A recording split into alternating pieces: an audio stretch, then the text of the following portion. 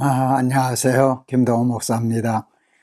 오늘은 이제 토요일마다 보내드리고 있는 안녕하세요 목사님 상담 시간입니다. 오늘도 이제 20대 여자 청년이 보내주신 사연이 있어서 제가 읽고 좀 얘기를 하려고 합니다. 안녕하세요 목사님. 어머니를 통해 날기새를 알고 난 뒤 매일 날기새를 통해 하루를 살아가고 있는 20대 여자 청년입니다. 집에서는 아버지와 남동생이 믿지 않고 저와 어머님만 신앙생활을 하고 있습니다. 그런데 목사님, 저희 집에선 믿음이 없는 아버지와 남동생 때문에 늘 어머니와 저만 외롭고 고통스럽고 힘이 듭니다. 집에서 벌어지는 많은 일들로 상처를 받는데 그걸 제대로 풀지 못한 채 우리는 크리스찬이니까 용서하고 참아줘야 한다고 생각해서 참고 희생하다 보니 저희 속은 문드러지고 오히려 믿지 않는 아버지와 남동생은 평안하게 사는 것 같아 많은 낙담이 옵니다. 사실 꼭 집에서만 이런 고난이 있는 건 아니었습니다. 학교 다닐 때도 힘들었고 직장 생활하는 지금도 관계와 업무 때문에 늘 마음이 어렵습니다.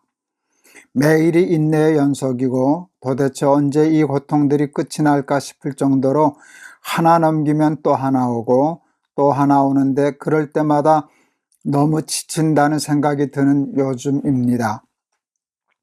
사실 날기새에서 악인의 형통을 부러워하지 말라, 그리고 악인의 불행도 기뻐하지 말라는 설교를 들었을 때 정말 힘이 되었습니다. 그래서 그 힘으로 극복해 보려고 했는데 어머니와 제가 신앙생활을 잘못하고 있는 걸까요? 점점 지치고 힘들고 하기 싫고 제가 왜 이렇게 당해야만 하는 걸까 하는 원망 아닌 원망이 자꾸 튀어나옵니다. 믿음이 부족해서 그런 걸까요? 목사님, 힘든 상황이 오래 지속될 때 그리스도인으로서 어떻게 이겨내야 할지 모르겠습니다. 믿음이 있다고 하지만 믿지 않는 사람들에게 예수님을 믿으면 뭐가 좋다는 말을 하나도 하지 못할 정도로 신앙생활의 기쁨을 누리지 못하고 있는데 이런 상황에서 저는 어떻게 하면 좋을까요? 예수님을 온전히 누려서 고난과 고통을 이겨내고 싶습니다. 솔직히 부끄러운 고백이라 많이 망설였는데 용기 내어 보내보았습니다. 부끄럽다니요. 당연한 일이죠. 그와 같은 일을 당할 때 속상하지 않고 낙심되지 않고 지치지 않는 사람이 세상에 어디 있겠습니까? 당연히 그리고 부끄러운 일 아닙니다. 그건 정상적인 일이라고 얘기할 수 있습니다. 근데 우리 사랑하는 청년의 이 사연을 읽으면서 그러니까 제 마음속에 떠오르는 성경 구절들이 있었습니다. 그 말씀을 읽어드리면서 그 말씀으로 답을 드리고 싶어요.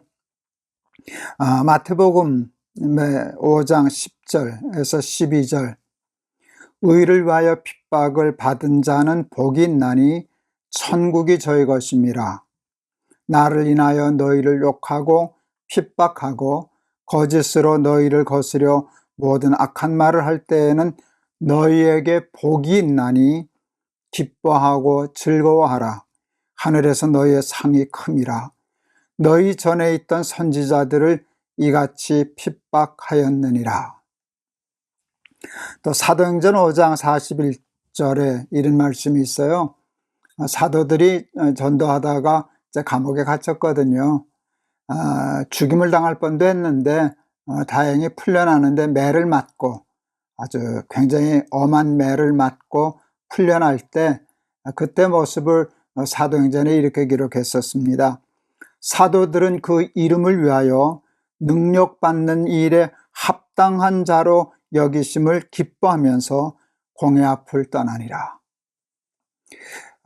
예수님 때문에 매맞고 예수님 때문에 고난당하고 예수님 때문에 능욕당하는 일에 자기들이 합당하다고. 나 같은 게 뭐라고 예수님 때문에 능욕을 당하는가. 그것 때문에 기뻐하며 공회를 떠나니라. 저는 이 말씀에 참 감동이 되었어요. 예수님 때문에 복받고 예수님 때문에 형통하고 예수님 때문에 병 낫고 뭐 그것도 꼭 나쁜 일은 아니죠.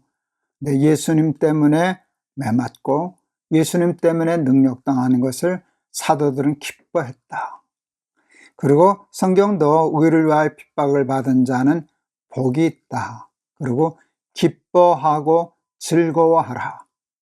우울해하지 말고 지치지 말고 그걸 기뻐하고 즐거워하라.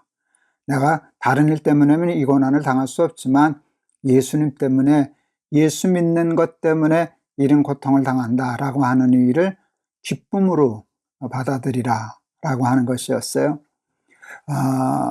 그리고 갈라디아서 있는 말씀이 하나 더 생각났습니다. 갈라디아서 5장 6절에 이런 말씀이 있더라고요. 우리가 선을 행하되 낙심하지 말지니 피곤하지 아니하면 때가 이름에 거두리라. 지금 선을 행하시는 거잖아요. 그 의 때문에, 선 때문에, 믿음 때문에 손해보고 믿음 때문에 억울함을 당하는 거잖아요. 그럴 때 낙심하지 말아라. 참고 기다리면 때가 온단다. 때가 이름에 거두리라. 저는 무엇을 거둘까 하는 생각을 했어요. 물론 앞에서 말씀한, 마태복음에서 말씀한 하늘 상급이 크다. 그걸 거두실 거예요. 하늘에서만 거두지 않고 땅에서도 그 열매를 거두실 거예요. 많은 복을 받게 되실 거예요. 그런데 최고의 복이 뭘까? 최고의 열매가 뭘까 생각했어요. 지금 핍박하는, 억울하게 하는 아버지와 남동생, 그리고 회사 직원들이 우리 사랑하는 딸 때문에, 사랑하는 어머니의 그 믿음 때문에 때가 되면 저것들이 돌이켜서 예수 믿고 구원 얻는 그 열매가 아닐까. 처음에는 우리를 좀 못난 사람, 모자라는 사람 취급하는지 모르죠. 그래서 밟고 억울하게 하고 못 살게 하고 그러는데 한참 지나다 보면 저 사람들이 보통 사람이 아니구나. 저 사람들이 정말 훌륭하구나 하고 감동해서 자기의 삶을 돌이킬 날이 저는 반드시 오리라고 생각해요. 그게 때가 이름에 거두리라 하는 말씀이라고 생각을 했어요. 제가 이제 예수님이 이런 말씀하셔요. 너는 눈은 눈으로 이는 이로 갚으라 하였다는 말을 들었지만 나는 너희한테 이르노니 그렇게 하지 말아라. 오른편 뺨을 때리거든 왼편 뺨을 대고 왼편 뺨을 때리거든 오른편 뺨을 내주거라. 이렇게 얘기하셨어요. 성경에 눈은 눈으로 이는 이로라고 하는 말이 구약에 있는데 예수님은 그것을 반대로 뒤집으셨어요. 저는 처음에 그걸 이해를 못했어요. 왜 성경이 이랬다 저랬다 하냐. 그런데 오늘 굉장히 중요한 걸 깨달았어요. 그 구약에 있는 말씀은 그 가해자에게 주신 책임의 법이더라고요. 우린 피해자에게 주신 복수의 법으로 되게 하는데 눈은 눈으로 이는 이로의 법은요. 성경에 나와 있는 법은 그 복수의 법이 아니라 잘못한 사람이 그 죄값을 정확하게 보상하고 치러줘야 한다는 책임의 법이에요. 그래서 거기는 갚으라, 갚아줘라, 복수하라가 아니라 내가 갚아야 된다.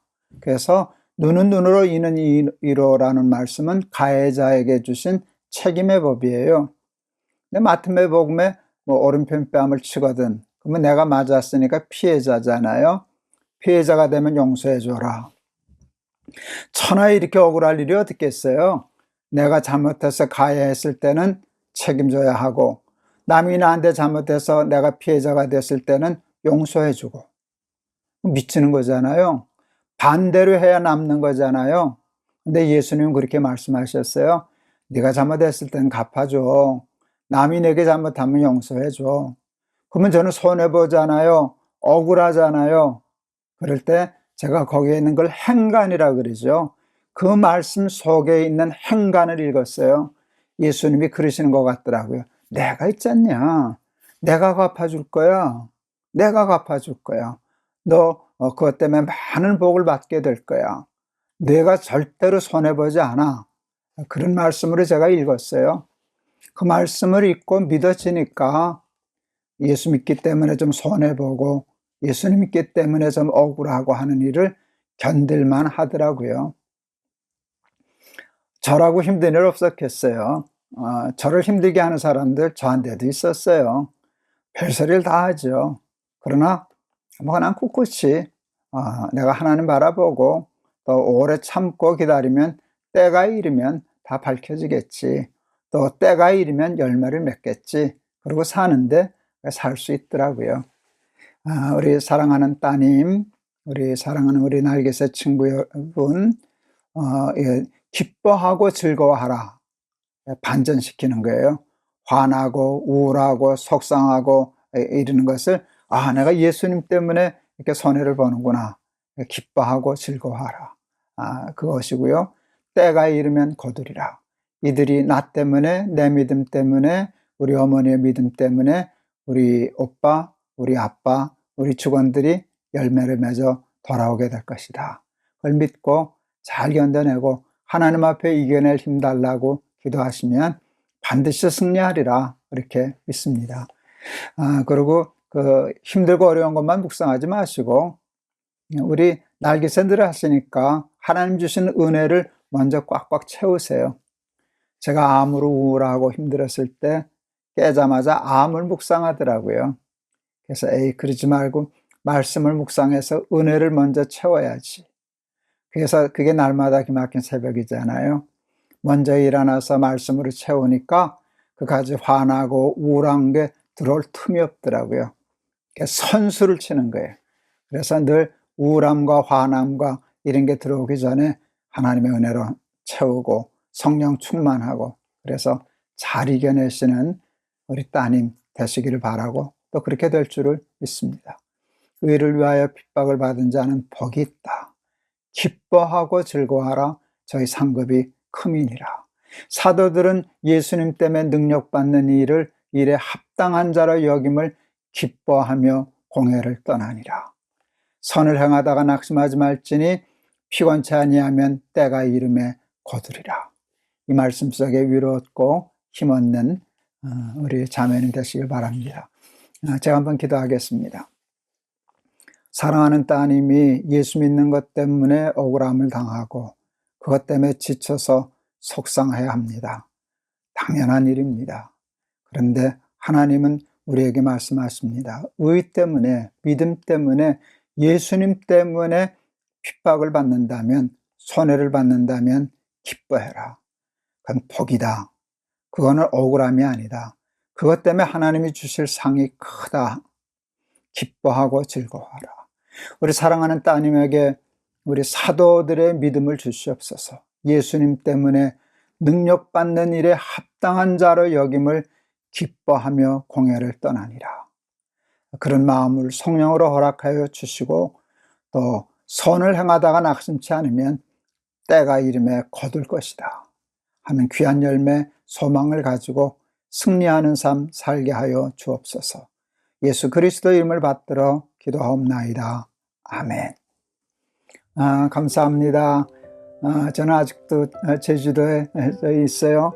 그래서 제가 아마 월요일날 올라갈 터인데 우리 설도 올라가서 뵙겠습니다. 우리 다음 주 토요일날 또 뵙겠습니다. 여러분 감사합니다.